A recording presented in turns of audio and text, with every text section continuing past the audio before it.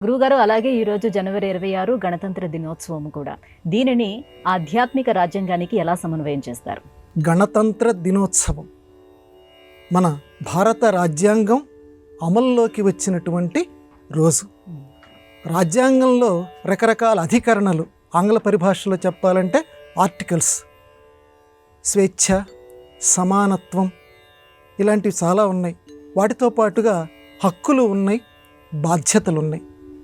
వీటిని మన ఆధ్యాత్మిక రాజ్యాంగానికి కూడా అన్వయం చేసుకుందాం జీవితంలో ప్రతి వాళ్ళం కూడా. ఎందుకంటే ఆధ్యాత్మికంగా కూడా మనందరికీ కావాల్సింది లౌకికంగా ఏ రకంగా అయితే బానిసత్వం నుంచి విడుదలై స్వేచ్ఛగా మనల్ని మనమే పరిపాలించుకునేటువంటి ప్రజల కొరకు, ప్రజల చేత, ప్రజల వలన అనేటువంటి రాజ్యాంగం ఎలా ఏర్పడిందో ఆ రకంగానే ప్రతి వాళ్ళం కూడా ఎవరికి వాళ్ళం ధర్మ రాజ్యాంగాన్ని రాసుకోవాలి.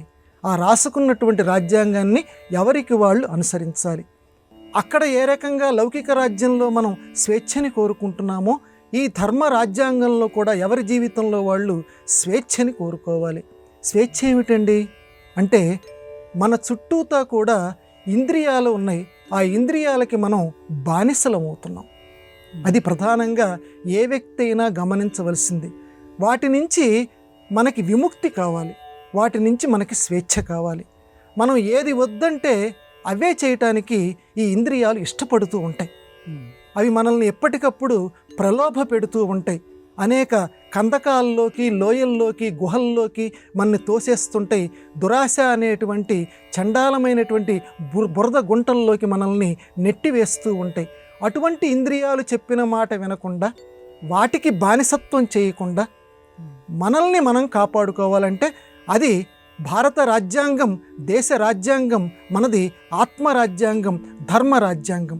ధర్మపీఠం మీద మన మనస్సుని ఎప్పటికప్పుడు సంస్కారం చేసుకుంటూ, మురికి పట్టినటువంటి బట్టని ఏ రకంగా మనం ఉతుక్కుంటామో, శుభ్రం చేసుకుంటూ ఉంటామో, మకిలి పట్టినటువంటి మన మనస్సుని కూడా ఎప్పటికప్పుడు శుభ్రం చేసుకుంటూ రాజ్యాంగం, ఈ ధర్మ రాజ్యాంగంలో ఈ కామక్రోధాది దుర్గుణాలకి దూరంగా ఉంటూ సమానత్వ భావన, ఈ సమానత్వం రాజ్యాంగంలో చాలా ప్రధానం. మన ఆచార్య రాజ్యాంగంలో కూడా, అంటే ఈ ధర్మ రాజ్యాంగంలో కూడా సమానత్వం కావాలంటే భగవద్గీత ప్రధానంగా బోధించేది అందరిలోనూ సునిచైవ స్వపాకే చైవ బ్రాహ్మణే, అందరిలోనూ సమానత్వ భావన చూడాలి. అంటే అందరినీ సమానంగా, అందరిలోనూ ఉన్నటువంటి బ్రహ్మ ఒకడే అనేటువంటి ఒక సిద్ధాంతం. రాజ్యాంగంలో అందరూ సమానులే, ఈ ధర్మ రాజ్యాంగంలో కూడా అందరినీ సమానంగా చూస్తూ అందరిలోనూ బ్రహ్మం ఉన్నాడు అనేటువంటి భావనతో గనక మనం ప్రయత్నం చేస్తే అప్పుడు ఈ రాజ్యాంగంలో కూడా మనం హక్కుల్ని, బాధ్యతల్ని గుర్తించినటువంటి వాళ్ళం అవుతాం.